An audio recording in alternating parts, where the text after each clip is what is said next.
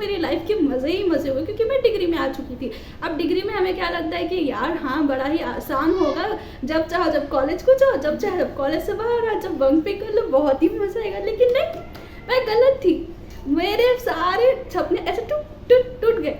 अभी तो first video जैसी भी है मैं डाल देती हूँ ना। अस्सलाम वालेकुम everyone, welcome back to my YouTube channel. तो कैसे हैं आप सब, और जिन्होंने मेरे चैनल को अभी तक सब्सक्राइब करके रखा उनके लिए दिल से थैंक यू सो मच। और मैं आप सबके लिए एक वीडियो लेकर आ चुकी हूँ, और ये वीडियो बहुत ही मज़ेदार होने वाली है। तो टिल देन एंड तक देखना, बड़ा मज़ा आएगा, आपको बहुत कुछ सीखने को मिलेगा।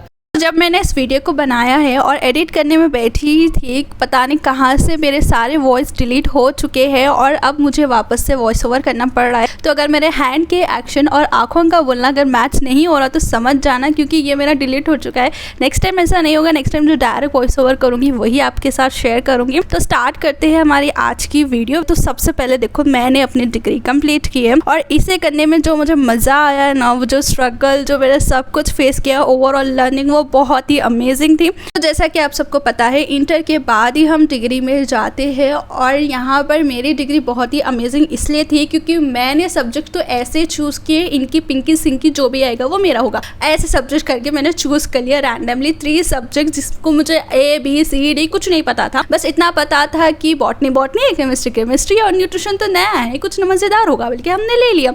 और बॉटनी तो मतलब इंटर में बहुत ही मज़ेदार, डिग्री में आते आते पता नहीं वो इतनी भूतनाथ कैसे बन गए। और केमिस्ट्री तो मुझे इतना डराने लगी है, मैंने कैसे प्रिपेयर किया केमिस्ट्री तो मुझे ही पता है। ऑर्गेनिक केमिस्ट्री का तो जो खौफ दौड़ता था पूरी क्लास में, वो अलग ही लेवल का रहता था। हम पूरा पढ़ लेते थे लेकिन ऑर्गेनिक छोड़ देते थे। और आज मैं अपनी कहानी शुरू करूँगी। पहले तो देखो, हमारा जो है सो एडमिशन हुआ कॉलेज में, और एडमिशन की भी अपनी एक कहानी। मैंने कहा यार बिना कुछ कांड हुए क्या कोई चीज़ सही से नहीं हो सकती? तो कहा कि नहीं हो सकती, कुछ ना कुछ तो होना ज़रूरी होता है ताकि वो यादगार रहे। तो यार एडमिशन का प्रोसेस भी बहुत ही यूनिक था। मुझे जिस डेट पे जाना था मैं उस डेट पे गई नहीं, उसके अगले दिन गई और वेबसाइट क्लोज हो चुकी थी। और यहाँ पर रिसेप्शनिस्ट वो बोल रहे थे, मैम सर्स वगैरह सब, कि आपका एडमिशन नहीं हो सकता क्योंकि वेबसाइट क्लोज है, आप थोड़ा जल्दी आना था। और मेरी माँ वहाँ से मुझे डांट रही थी कि आपने कैसा डेट भूल गई। मैं मम्मा को कह रही थी, मम्मा मुझे सच में याद ही नहीं था यार, उस टाइम मैंने कैसा भूल गया, मुझे भी जेन्युइनली याद नहीं है। और मैं केयरलेस तो बिल्कुल भी नहीं थी, मैं देख ही रही थी, आई डोंट नो। तो मैंने कहा चलो जो हो गया सो हो गया। तो फिर वहाँ से हमने बहुत मिन्नतें जुगाड़ कराया, तो वेबसाइट पता नहीं कैसे कि वो थोड़ा सा चालू हो गई, उन लगा कुछ रीस्टार्ट वो वगैरह करे होंगे तो वो चालू हो गया। और फाइनली जाकर मेरा एडमिशन हो गया और मुझे मिली रिलीफ, क्योंकि देखो 5 मिनट के टाइम में आपकी वेबसाइट क्लोज होगी, सो ओपन होने तक मैंने इतना फिरा और मम्मा की डांट भी सुनी।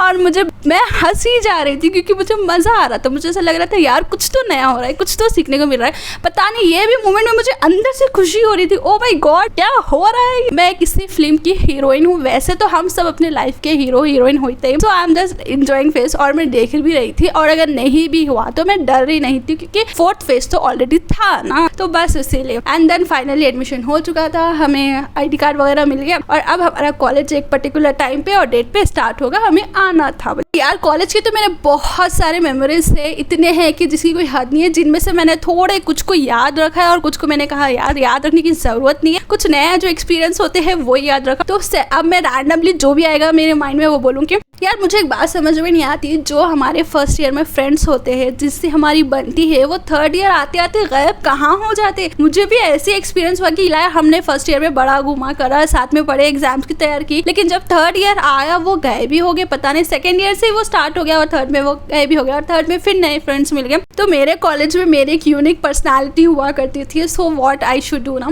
कि मुझे जहाँ पंखा दिखता था मैं वहीं बैठती थी, इररेस्पेक्ट ऑफ द क्लास, कहाँ 1st 2nd फ्लोर मुझे नहीं समझ में आता था, जहाँ पंखा होगा वहीं राबिया होगी, क्योंकि मुझे इतनी गर्मी हुआ करती थी, चाहे वो ठंडी हो या गर्मी हो। मुझे गर्मी होती थी, मुझे लगता था यार पंखे के नीचे बिठा दो, बस क्या भी पढ़ा लो मैं पढ़ लूंगी, कुछ भी करा लो मैं कर लूंगी, लेकिन पंखा होना चाहिए। एंड देन अब होता गया कि अब आप डिग्री में आएंगे ना, तो आप फर्स्ट बेंचर रहते हो, ना आप बैक रहते हो, ना आप मिडिल होते हो, जहाँ पंखा होता है वहीं आप रहते हो, क्योंकि आपको समझ में आ चुका है हवा की इंपॉर्टेंस क्या है आपकी लाइफ में। तो मेरा भी ऐसे हुआ। और वैसे भी डिग्री में तो मुझे भूल ही गई थी कि मैं क्या हूँ, क्या मैं फर्स्ट बेंचर हूँ, जो मैं टॉप थी 10th तक। अब आते आते वो टॉप पर मिडिल में गया, मिडिल से एवरेज में भी गया। देन उसके बाद सेमेस्टर 6 में हमें पीपीटी देना होता है एंड देन हमें 5th सेम तक तो हमने दिया ही नहीं था, जो भी था हमने बैक काम किया है, तो लाइक पोस्टर बनाना है एंड ऑल समथिंग। तो पीपीटी देने की बारी हुआ और मैंने पीपीटी में दिया, मैं दी पीपीटी उस टाइम पे, और मैं इतना जल्दी बोल रही थी जिसकी कोई हद नहीं है और मुझे खुद नहीं पता था कि मैं क्यों इतना जल्दी बोल रही थी। वेल मेरी मैम ने तारीफ तो किया, अच्छा बोलते हो लेकिन थोड़ा सा स्लो बोला करो,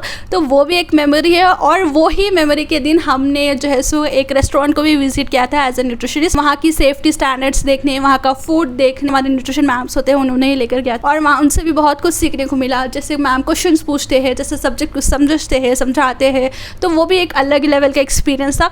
तो मेरे जो ये रिलेटेबल नहीं होगा आपके लिए क्योंकि मैं वो नहीं शेयर कर रही हूँ जो रिलेटेबल होता है, क्योंकि वो तो रिलेटेबल होता है। मैंने ना कोई भी लेक्चरर को ऐसा नहीं देखा कि वो अपने सब्जेक्ट से इतना प्यार करे अनटिल एंड अनलेस मैं जो है सो न्यूट्रिशन डिपार्टमेंट से मिली।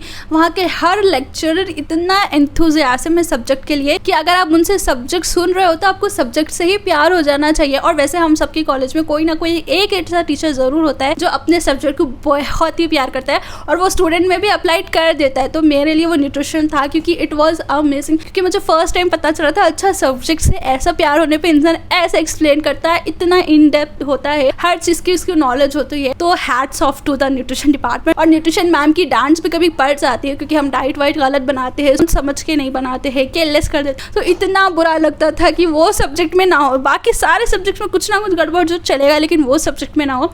तो ये एक बहुत अच्छा लेसन मैंने सीखा है। ओवरऑल मेरे पास तो इतने मेमोरीज थे रखे हुए, और अगर आपका कोई डिग्री चल रहा है कॉलेज या समथिंग तो आप अपने मेमोरीज कमेंट सेक्शन में ज़रूर बता सकते हो या अपनी स्टोरी बता सकते हो। अगर इंटरव्यू हो तो इंटरव्यू बता लेना। मेरी स्टोरी यहाँ खत्म होती है, मुझे कुछ इतना ही एक्सपीरियंसेस याद है और it was just an incredible journey. और फाइनली अब हम सब फ्रेंड्स फिर से जुदा हो जाएंगे, जो इंटर में हुआ, जो 10th में हुआ, अब वो यहाँ पर भी होगा। And overall it's was amazing experience. तो गाइज आपको वीडियो कैसा लगा मुझे कमेंट सेक्शन में बताना। रिलेटेबल था नहीं था, बहुत ओवरली मैंने कुछ शेयर किया है नहीं किया, क्या कुछ अगर आपको और भी कुछ जाना हो तो मुझे कमेंट सेक्शन में बता सकते हो।